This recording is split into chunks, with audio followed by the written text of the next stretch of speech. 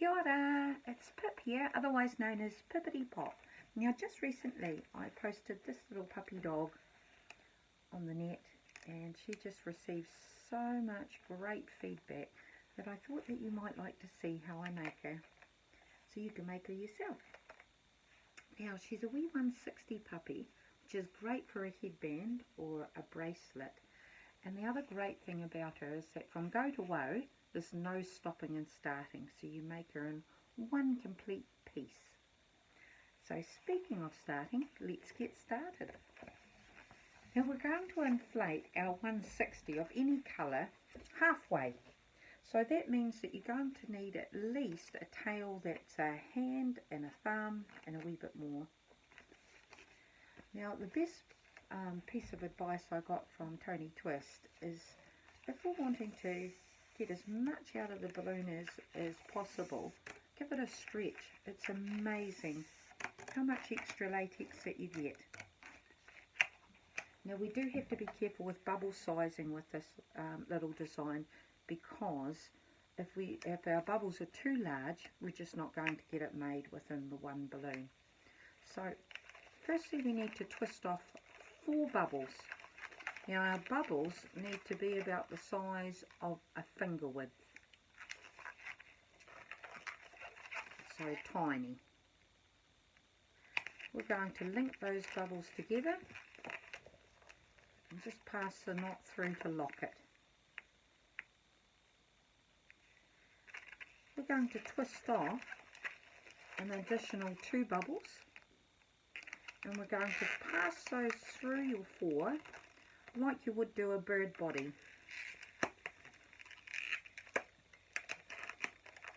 So then we've got this arrangement. Now this bubble that's sitting at the top, close to the nozzle, we're going to pinch twist that, and that's going to be our puppy's nose,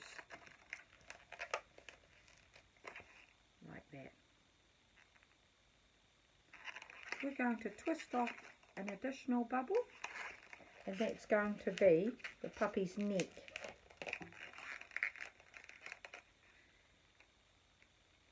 Now this wonderful muzzle is not mine, it is actually Janine von Essen's muzzle design, and she is a fantastic twister, and you might know her from making lots of fabulous frogs and fairies, that sort of thing, but she did show this amazing muzzle. Now from this point here we're going to twist off a larger bubble, so probably about a finger and a half width, and that's going to be the puppy's face. Then we're going to twist off three small pinch twists for the bow.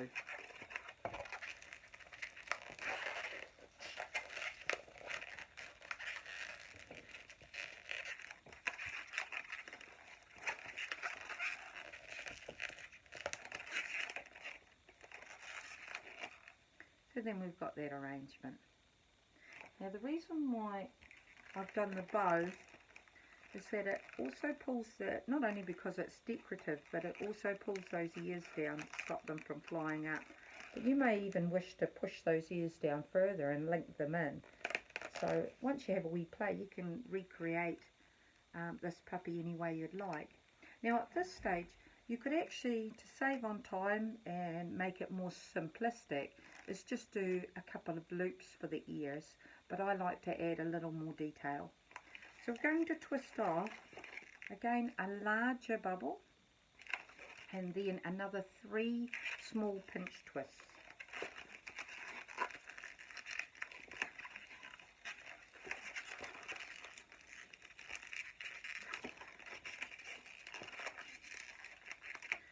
The first 2 pinch twists I'm aligning them side by side, and the third one I'm going to lay down on top.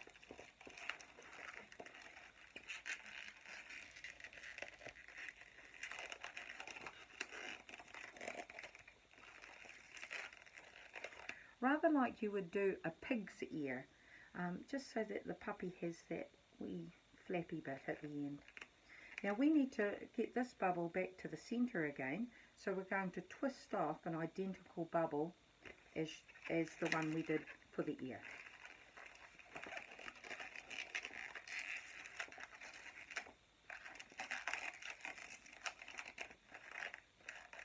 And now we've got this. So from here, most dogs I know have got 2 ears, so we're going to repeat this.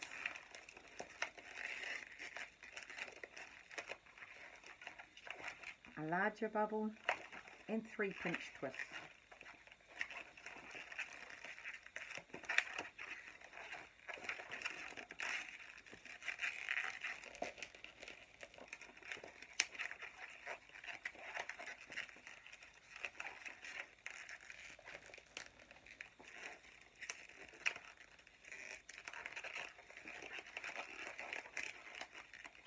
Now we've come to the end, so we need to get back to the center again, so let's do a larger bubble again, identical to the first.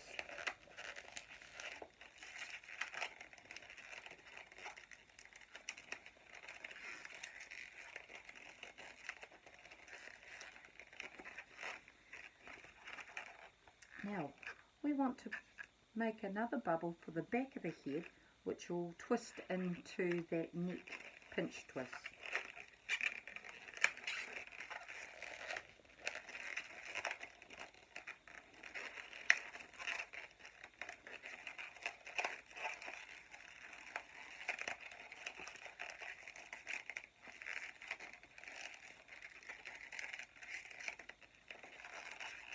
There we go.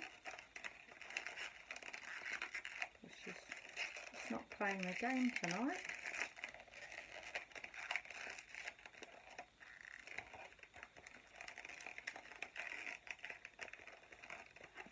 There we go, just like that.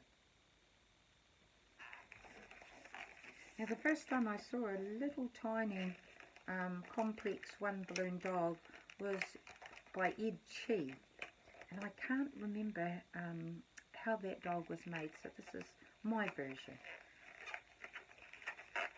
We want to twist off the front legs, which is just really a reasonably small 3-finger bubble.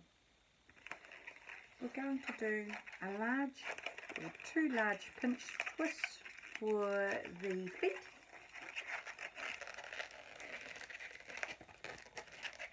Like so. I'm going to stretch the remaining balloon out again, and we're going to twist off another 3-finger bubble to make the second front leg.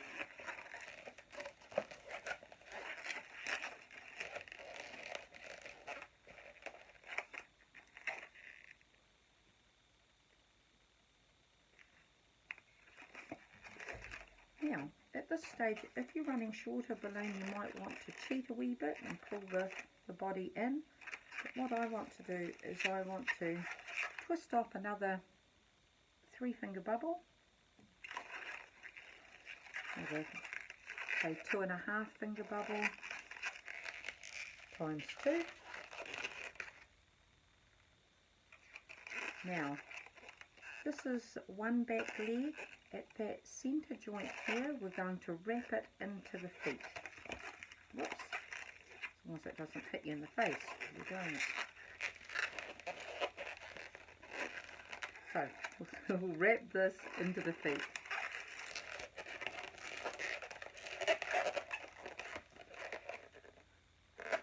We're now going to push the tail through the gap and lock it in.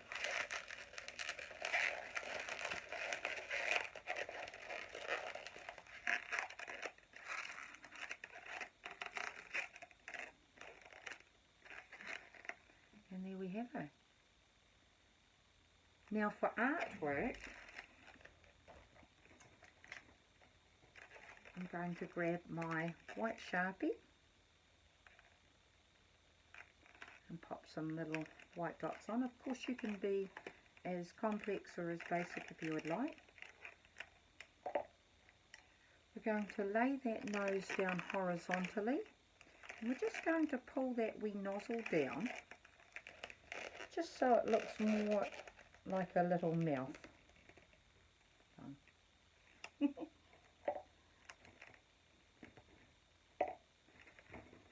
We're going to draw a wee nose on there. The nose is more or less just a little triangle. Some eyebrows, because we're all about the eyebrows at the moment. Now for the bow, you can use a Bic Market or a Sharpie. And of course, if it was a male dog, you could just do a contrast colour, or even create it so it's like fur.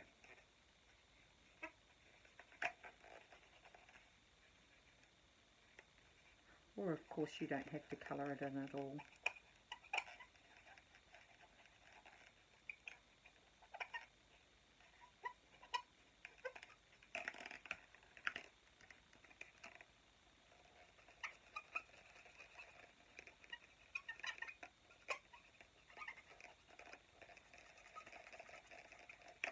Okay, so just to finish that off, I'm just going to grab my white paint pen and just apply some polka dots.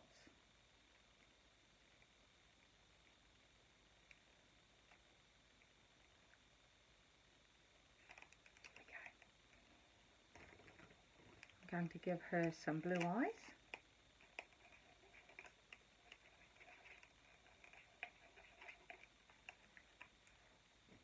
Some black pupils.